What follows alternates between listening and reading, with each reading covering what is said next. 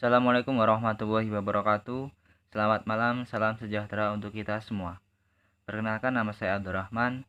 Di sini saya akan mempresentasikan hasil dari pembahasan Corporate Communication mengenai pelaksanaan program CSR di PT Sumalindo Alam Lestari 1 Berau, Kalimantan Timur, tempat saya bekerja. Nah, yang pertama tentunya kita akan membahas mengenai definisi CSR terlebih dahulu. CSR atau Corporate Social Responsibility merupakan suatu konsep atau tindakan yang dilaksanakan oleh suatu perusahaan sebagai rasa tanggung jawab perusahaan terhadap masyarakat dan lingkungan sekitar. Selain itu, CSR menjadi sebuah strategi perusahaan dalam mengakomodasi kepentingan dari stakeholder dalam bersinergi dengan lingkungan dengan program jangka panjang perusahaan. Kemudian kita akan membahas mengenai model-model dari CSR itu sendiri. Yang pertama adalah keterlibatan langsung perusahaan, yang kedua melalui yayasan, yang ketiga bermitra dengan pihak lain, yang keempat mendukung atau bergabung dalam suatu konsorsium. Yang pertama tentunya kita membahas keterlibatan langsung perusahaan, di mana perusahaan langsung terjun melaksanakan program CSR secara langsung kepada masyarakat dan lingkungan sekitar. Tentunya yang bertujuan untuk kepentingan masyarakat umum melalui perwakilan perusahaan yang telah ditunjuk yaitu Humas. Yang kedua, melalui yayasan. Model yang kedua ini adalah adopsi dari model yang biasa diterapkan oleh perusahaan-perusahaan di negara maju. Biasanya perusahaan menyediakan dana awal dan dana abadi yang dapat digunakan secara teratur bagi kegiatan yayasan. Yang ketiga, model ini dilaksanakan melalui kerjasama atau bermitra dengan lembaga sosial atau organisasi non-pemerintah, universitas, dan juga media massa dalam mengelola dana hingga melaksanakan kegiatan CSR itu sendiri untuk kepentingan masyarakat umum. Kemudian yang terakhir, jika dibandingkan dengan model sebelumnya, model yang satu ini lebih mengutamakan atau berorientasi pada pemberian hibah perusahaan yang lebih bersifat hibah pembangunan. Pihak konsorsium biasanya dipercaya oleh perusahaan untuk mencari mitra kerjasama dari kalangan lembaga operasional, kemudian disertai program CSR yang telah disepakati bersama. Selanjutnya, kita akan membahas mengenai apa sih tujuan utama dari CSR itu sendiri. Tujuan utamanya adalah untuk menciptakan dan memelihara hubungan yang baik antara perusahaan dengan lingkungan sekitar perusahaan dan bekerja sama untuk memberikan manfaat yang besar bagi masyarakat sekitar di lingkungan perusahaan. Kemudian, ada manfaat dari CSR. Manfaat itu bisa dirasakan oleh masyarakat itu sendiri dan juga bisa dirasakan oleh perusahaan. Bagi masyarakat tentunya dapat meningkatkan pendapatan ekonomi masyarakat, meningkatkan kesejahteraan masyarakat, manfaat pendidikan bagi siswa yang kurang mampu, meningkatkan pemeliharaan fasilitas umum, adanya pembangunan desa atau fasilitas umum, kemudian menciptakan lapangan pekerjaan bagi masyarakat sekitar, mendapatkan pembinaan, pelatihan, dan juga pengembangan diri dari program perusahaan melalui CSR. Nah, bagi perusahaan itu sendiri tentunya akan menghasilkan hubungan yang baik karena terjalin silaturahmi antara perusahaan dengan masyarakat.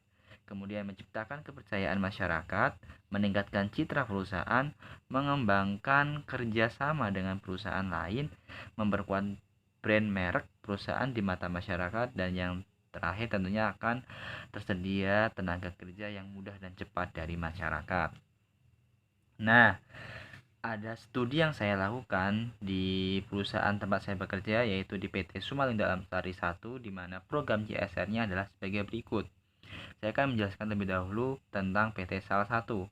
PT Sumalindo Alam Lestari 1 atau Salah Satu terletak di Batu Putih, Berau, Kalimantan Timur, yang mana merupakan suatu perusahaan yang bergerak di bidang hutan tanaman industri atau HTI, yang tentunya harus bertanggung jawab atas pengelolaan kawasan sekitar areal konsesi dan harus menyeimbangkan manfaat dari hutan untuk kepentingan ekonomi, lingkungan, dan sosial masyarakat. Karena dampak yang ditimbulkan dari kegiatan atau operasi perusahaan tentunya akan berimbas kepada masyarakat dan lingkungan sekitar, baik dampak yang positif maupun dampak yang negatif. Nah, kita akan bahas dampak positifnya terlebih dahulu. Dampak positifnya yang pertama adalah program kemitraan pertanian di masyarakat, di mana perusahaan menyediakan program mitra dengan masyarakat dengan menyediakan lahan untuk dapat dimanfaatkan dengan sistem tumpang sari tanaman yang dikombinasikan dengan tanaman perusahaan. Jadi masyarakat boleh menanam di lahan perusahaan dengan perjanjian dan pernyataan secara tertulis. Nah, kerjasama ini tentunya akan saling memberikan keuntungan satu sama lain. Yang kedua, peningkatan kesempatan kerja. Tentunya ada tingkat kesempatan kerja yang semakin meningkat, di mana pada data yang didapat dari HRD tahun 2022 bulan Januari terdapat 88% tenaga lokal yang telah diambil perusahaan dari masyarakat, sedangkan untuk tenaga non-lokalnya hanya 12%. Ini menunjukkan bahwasannya perusahaan membutuhkan tenaga dari masyarakat lokal. Selanjutnya ada aksesibilitas lebih mudah. Peningkatan aksesibilitas masyarakat tentunya akan lebih mudah karena akses masyarakat sekitar dapat dilakukan dengan baik karena terdapat jalur-jalur yang dibuka menggunakan alat berat dari perusahaan. Kemudian peningkatan sarana prasarana ini juga akan membantu masyarakat karena perusahaan juga akan membantu seperti dana dan juga tenaga untuk pembangunan masjid, kemudian untuk gereja dan juga hal-hal lainnya yang bisa dibantu oleh perusahaan. Nah, yang selanjutnya adalah dampak positif peningkatan kesehatan masyarakat, di mana perusahaan juga menyediakan layanan kesehatan untuk masyarakat dan juga karyawan yang berada di sekitar perusahaan. Perusahaan juga menyediakan kotak P3K sebagai penanganan pertama pada kecelakaan di tempat umum, seperti masjid, gereja, musola, dan rumah-rumah RT. Yang selanjutnya adalah peningkatan kegiatan keagamaan, sosial, lingkungan, dan juga pariwisata. Nah, berbagai bidang keagamaan, sosial, lingkungan, dan juga pariwisata ini didukung penuh oleh perusahaan dengan support sumbangan dana, tenaga, sarana prasarana, dan juga promosi kepada dunia luar. Karena hal ini tentunya juga akan membantu pendapatan dari masyarakat itu sendiri.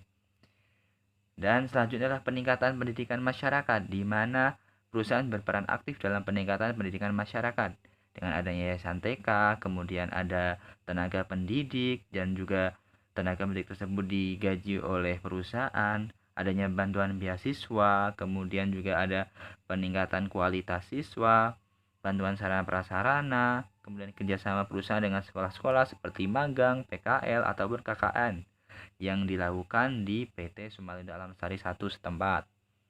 Nah, setelah dampak positif, tentunya ada dampak negatif dari keberadaan perusahaan itu sendiri. Yang tentunya akan kita hasilkan adalah timbulnya konflik sosial.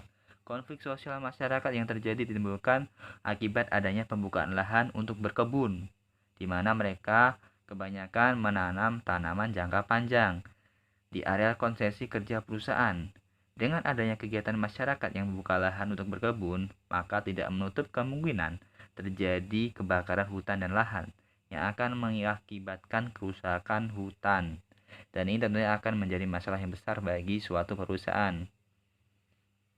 Nah, setelah kita mengetahui beberapa hal mengenai CSR yang dilaksanakan di PT Sumalindo Alam Lestari 1, tentunya kita akan menarik sebuah kesimpulan bahwasannya kondisi perkembangan sosial ekonomi masyarakat yang berada di PT Sumalindo Alam Lestari 1 diharapkan pertumbuhan ekonominya lebih meningkat dari sebelumnya.